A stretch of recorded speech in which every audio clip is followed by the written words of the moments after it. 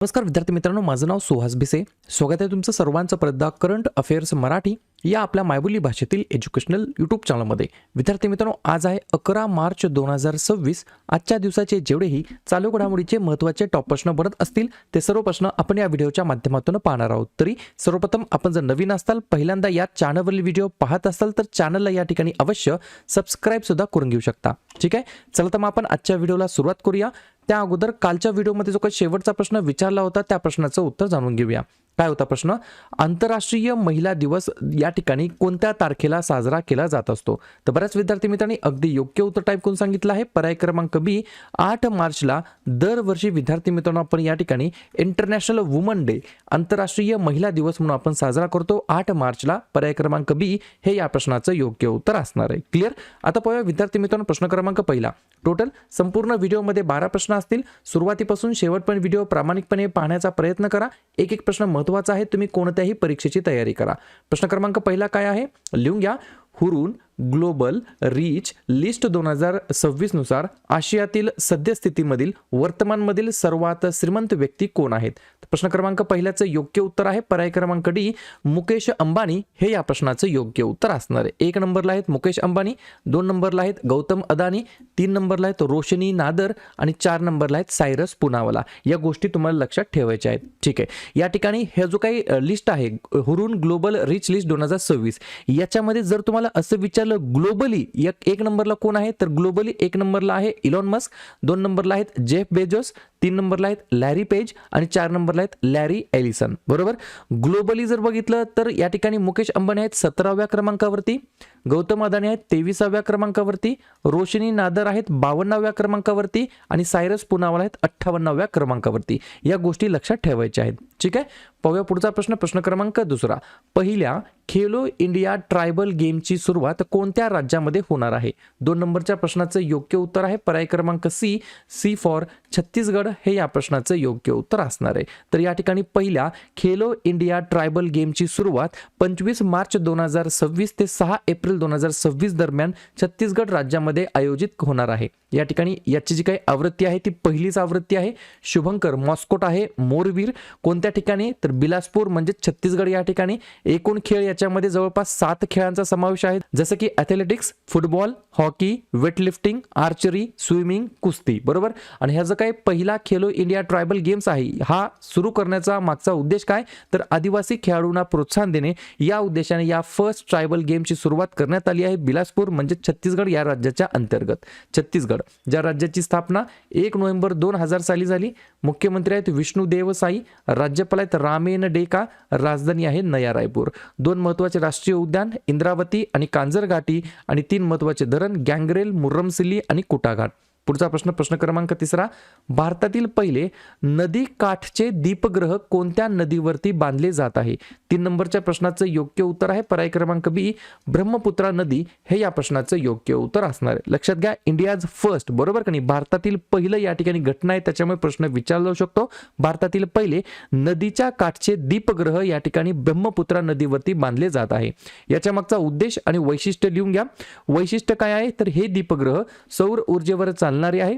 त्याची उंची 20 मीटर आहे आणि त्याची प्रकाशमान श्रेणी 8 ते 10 नॉटिकल मैल आहे. आणि उद्देश काय आहे याचा तर मालवाहू जहाजे आणि प्रवासी बोटींसाठी 24/7 सुरक्षित नेव्हिगेशन प्रदान करणे, ज्यामुळे अंतर्गत जलवाहतूक वाढण्यासाठी मदत होईल. या सर्व उद्देशाने आणि वैशिष्ट्याने या ठिकाणी भारतातील पहिलं नदीकाठचं दीपग्रह या ठिकाणी ब्रह्मपुत्रा नदीवरती बांधले जात आहे. या ठिकाणी प्रश्न आहे प्रथम घटनेबद्दल, तर बाकीच्या लेटेस्ट प्रथम घटनांवरती चर्चा करूया. बायोबिटुमेनचे व्यावसायिक उत्पादन करणारा पहिला देश भारत. भारतातील पहिला जैव आनंदी जिल्हा केई पन्योर अरुणाचल प्रदेशमध्ये. भारतातील पहिले एकात्मिक खाजगी उपग्रह उत्पादन युनिट सानंद या ठिकाणी. ज्येष्ठ नागरिकांसाठी स्वतंत्र ज्येष्ठ नागरिक बजेट सादर करणारं राज्य केरळ. पहिले AI सक्षम विद्यापीठ चौधरी चरणसिंग विद्यापीठ मेरठमधील.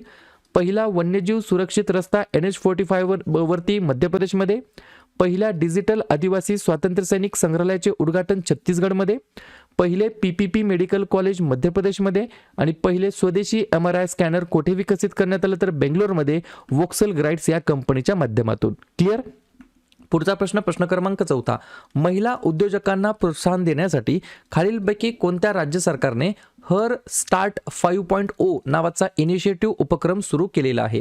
चौथ्या नंबरच्या प्रश्नाचं योग्य उत्तर आहे पर्याय क्रमांक ए, गुजरात हे या प्रश्नाचं योग्य उत्तर असणार आहे. तर महिला उद्योजकांना म्हणजे काय वुमन एंटरप्रेन्युअर्स आहेत बरोबर, त्यांना या ठिकाणी प्रोत्साहन देण्यासाठी गुजरात राज्याने या ठिकाणी हर स्टार्ट 5.0 नावाचा इनिशिएटिव्ह सुरू केलेला आहे. सिंपल उद्देश आहे महिला उद्योजकांना प्रोत्साहन आणि पाठिंबा देणे, महिला उद्योजकांना संस्थात्मक पाठिंबा, नेटवर्किंग संधी आणि व्यवसाय विकासासाठी मार्गदर्शन देऊन प्रोत्साहन देण्यासाठी हर स्टार्ट कार्यक्रमाची या ठिकाणी रचना करण्यात आलेली आहे.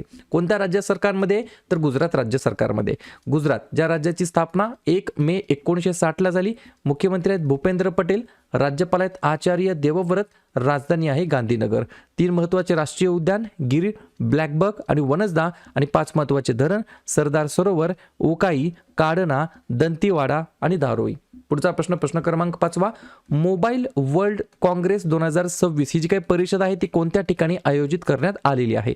5व्या नंबरच्या प्रश्नाचं योग्य उत्तर आहे पर्याय क्रमांक डी, स्पेन या ठिकाणी. विद्यार्थी मित्रांनो, मोबाईल वर्ल्ड काँग्रेस 2026चं या ठिकाणी आयोजन करण्यात आलेलं आहे. प्रश्न महत्त्वाचा आहे, कदाचित विचारला जाऊ शकतो. तर स्पेन हे या प्रश्नाचं योग्य उत्तर असणार आहे. प्रश्न आहे एखाद्या समिटबद्दल, परिषदेबद्दल, तर नवनवीन झालेल्या आणि होणाऱ्या परिषदांवरती चर्चा करूया. लिहून घ्या. आशिया पॅसिफिक आर्थिक सहकार्य शिखर परिषद दक्षिण कोरियामध्ये, 22वे आशियन भारत शिखर परिषद क्वालालंपूर मलेशिया या ठिकाणी, 2025 ची जागतिक दूरसंचार विकास परिषद बाकू अझरबैजान या ठिकाणी, 20वे विद्रोही मराठी साहित्य संमेलन 2026 नांदेडमध्ये होणार आहे, प्रादेशिक AI इम्पॅक्ट कॉन्फरन्स 2026 राजस्थानमध्ये, 99 क्रमांकाचं अखिल भारतीय मराठी साहित्य संमेलन साताऱ्यामध्ये, 100व्या क्रमांकाचं अखिल भारतीय मराठी साहित्य संमेलन पुण्यामध्ये होणार आहे, 21वे जागतिक मराठी संमेलन पणजी गोव्यामध्ये, 52व्या G7 शिखर परिषदेचे आयोजन फ्रान्समध्ये, तर ब्लॅक स्वान समिट 2026 भुवनेश्वर या ठिकाणी आयोजन करण्यात येणार आहे, म्हणजेच या ठिकाणी या समिटचं. पुढचा प्रश्न, IBMने भारतामध्ये सुरू केलेल्या इन्फ्रास्ट्रक्चर इनोव्हेशन सेंटरचे नाव काय आहे? 6व्या नंबरच्या प्रश्नाचं योग्य उत्तर आहे पर्याय क्रमांक सी, संगम इन्फ्रास्ट्रक्चर इनोव्हेशन सेंटर. काय? संगम इन्फ्रास्ट्रक्चर इनोव्हेशन सेंटर बरोबर, SIIC. या ठिकाणी फोकस केलेले पिलर कोणकोणते आहेत? तर पायाभूत सुविधा तंत्रज्ञान आणि AI सोल्युशन्स एकत्रित करून AI स्वीकार आणि डिजिटल परिवर्तनाला गती देणे हे या ठिकाणी याच्या मागचं मेन उद्देश आहे. तर IBMने भारतामध्ये सुरू केलेल्या इन्फ्रास्ट्रक्चर इनोव्हेशन सेंटरचे नाव संगम इन्फ्रास्ट्रक्चर इनोव्हेशन सेंटर आहे. ठीक आहे. पुढचा प्रश्न क्रमांक 7 खालीलपैकी कोणत्या ठिकाणी आदिवासी कला महोत्सवाचे या ठिकाणी आयोजन किंवा उद्घाटन करण्यात आलेला आहे? म्हणजेच ट्रायबल आर्ट महोत्सव बरोबर, फेस्टिवल. तर 7व्या नंबरच्या प्रश्नाचं योग्य उत्तर आहे पर्याय क्रमांक बी, नवी दिल्ली या ठिकाणी. विद्यार्थी मित्रांनो, आदिवासी कला महोत्सव ट्रायबल आर्ट या ठिकाणी फेस्टिवल म्हणता येईल, त्याचं इनॉग्रेशन करण्यात आलेलं आहे. याच्या मागचा उद्देश काय तर लिहून घ्या. या महोत्सवाचे उद्दिष्ट आदिवासी कारागीर आणि कलाकारांना पारंपरिक हस्तकला, पाककृती आणि व्यापार प्रदर्शित करण्यासाठी एक व्यासपीठ प्रदान करणे आहे, ज्यामुळे दुर्गम आदिवासी समुदाय आणि मुख्य प्रवाहातील बाजारपेठेतील दरी कमी होते. तर पर्याय क्रमांक बी, नवी दिल्ली हे या प्रश्नाचं योग्य उत्तर असणार आहे. पुढचा प्रश्न क्रमांक 8 भारताने मानवतावादी मदत म्हणून मलावीला किती मेट्रिक टन तांदूळ या ठिकाणी पाठवलेला आहे? 8व्या नंबरच्या प्रश्नाचं योग्य उत्तर आहे पर्याय क्रमांक ए, 1000 मेट्रिक टन. किती? 1000 मेट्रिक टन एवढा या ठिकाणी राईस तांदूळ या ठिकाणी पाठवण्यात आलेला आहे. एल निनोमुळे दुष्काळ या ठिकाणी पडलेला आहे, त्याच्यामुळे निर्माण झालेली अन्न टंचाई दूर करण्यासाठी या ठिकाणी ही आपल्या प्यारा भारताने मदत केलेली आहे. तांदळाची ही केप मुंबईच्या नावा शेवा बंदरातून पाठवण्यात आली होती. आणि हा जो काही देश आहे मलावी नावाचा देश पूर्व आफ्रिकेतील देश आहे, ज्याची राजधानी लिलोग्वे आहे आणि अध्यक्ष आहेत पीटर मुथारिका. या गोष्टी लक्षात ठेवायच्या आहेत. पुढचा प्रश्न, मुंबईतील ससून डॉकचे आधुनिकीकरण करण्यासाठी महाराष्ट्र सरकारने कोणत्या देशातील कंपन्यांसोबत सामंजस्य करार केलेला आहे? तर पर्याय क्रमांक डी, फिनलँड नावाचा जो काही देश आहे त्या देशातील वेगवेगळ्या कंपन्यांसोबत महाराष्ट्र राज्य सरकारने कंपन्यांसोबत सामंजस्य करार केलेला आहे, ज्याच्या मागचा उद्देश बंदरातील कचरा व्यवस्थापन, प्लास्टिक पुनर्वापर आणि मासेमारी नेट दुरुस्ती प्रणाली सुधारणे तसेच ऊर्जा कार्यक्षम पायाभूत सुविधा निर्माण करणे या सर्व उद्देशाने या ठिकाणी फिनलँडच्या देशातील कंपन्यांसोबत सोबत सामंजस्य करार केलेला आहे महाराष्ट्र राज्य सरकारने. कशासाठी? तर मुंबईतील ससून डॉकचे आधुनिकीकरण करण्यासाठी. पुढचा प्रश्न, तिरुवनंतपुरममध्ये स्वच्छ भारत मिशन अर्बन 2.0 अंतर्गत कालव्याच्या स्वच्छतेसाठी सुरू करण्यात आलेल्या AI चालित रोबोटिक प्रणालीचे नाव काय आहे? तर पर्याय क्रमांक सी, जी स्पायडर असं या ठिकाणी AI चालित रोबोटिक प्रणालीचं नाव आहे, या सिस्टमचं नाव आहे. पॉइंट लिहून घ्या.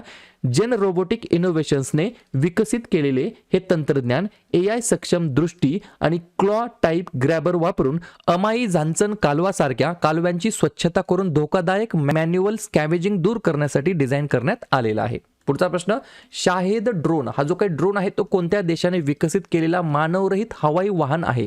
11व्या नंबरच्या प्रश्नाचं योग्य उत्तर आहे पर्याय क्रमांक बी, इराण हे या प्रश्नाचं योग्य उत्तर असणार आहे. याचा वापर रशियाने युक्रेनमध्ये मोठ्या प्रमाणात तैनात केलेले आणि मध्य पूर्वेमध्ये या ठिकाणी वापरलेले हे काय आहेत? तर मानवरहित हवाई वाहन आहे आणि याचं उत्पादन इराणने डिझाईन केलेले असताना रशियाने उत्पादन वाढवले आहे आणि गेरन 2 यासारख्याच स्वतःच्या आवृत्त्या देखील विकसित केलेल्या आहे. म्हणजे ज्या काही त्याच्या जनरेशन असतात, जनरेशन 1 2 3 4 लाईक दॅट. ठीक आहे. तर शाहेद ड्रोन हे या ठिकाणी इराण देशाने डेव्हलप केलेलं आहे. हे एक मानवरहित हवाई वाहन आहेत. शेवटचा प्रश्न, नागरिकत्व सुधारणा कायद्या अंतर्गत म्हणजे CAA बरोबर, CAA याचा फुल फॉर्म काय मला कमेंट करून सांगू शकता.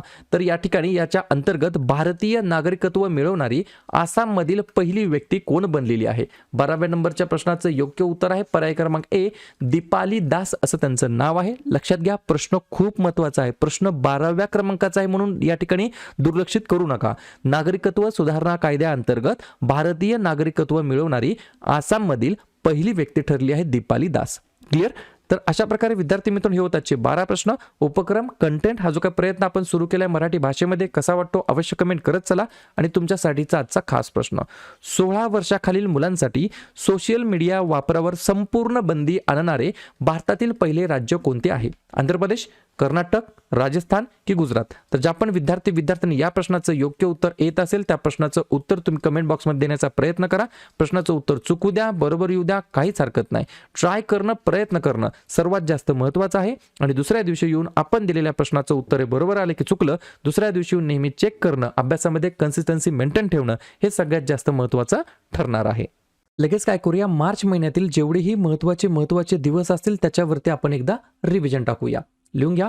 1 मार्च शून्य भेदभाव दिवस आणि जागतिक नागरी संरक्षण दिवस.